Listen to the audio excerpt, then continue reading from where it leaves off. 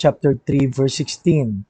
For God so loved that He gave His only begotten Son, that whosoever believeth in Him should not perish, but have everlasting life.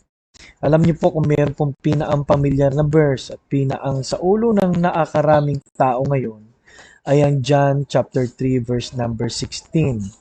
Dahil po, alam nyo, ito ay sikat na itinuturo at paong intindihin, gayon na lamang ang pagsinta ng Diyos sa sanlibutan. The result is, binigay niya ang kanyang bugtong na anak upang sinumang sa ating sumampalataya ay di mapahamak kundi magkaroon ng buhay na walang hanggan. Alam niyo po, ang tunay po na sumasampalataya sa Panginoon ay hindi lang po mayroong sinisimbahan, kundi tiyak niya ang kanyang patutunguhan. May buhay na walang hanggan.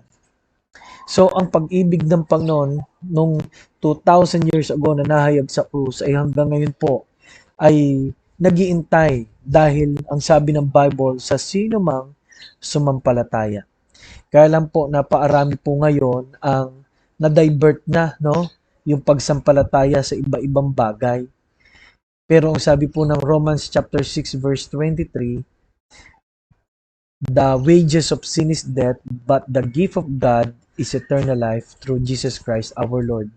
Napaalinaw po doon na ang regalo ng Diyos ay simple pong tanggapin ng may pananampalataya. Kung sino man po ngayon ang tatanggap sa regalong ito'y mapapasa kanya.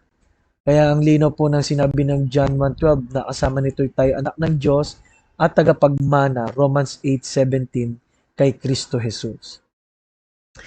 Kaya patuloy na nagmamahal ang Panginoon. Sa Roma 5:8, sinabi po roon na nang tayo'y mga makasalanan pa, si Kristo'y namatay para sa atin. Alam niyo po, yung word na makasalanan pa ay hindi sinabing na nang tayo'y hindi pa perfect at tayo ngayon ay perfect na. Ang ibig sabihin po noon, nung tayo hindi pa nakaka-realize ng ginawa ng Panginoon sa krus. Kaya ngayon napaarami pong hindi pa na-realize kung ano ba ang ibig sabihin ng pag-ibig na ito. Keeps on giving. Ano po? Patuloy po na nagbibigay ng pagkakataon ang Diyos. At alam niyo po, ang sabi po ng Revelation, darating ang panahon, kahit ng 1 Thessalonians, na siya po ay darating.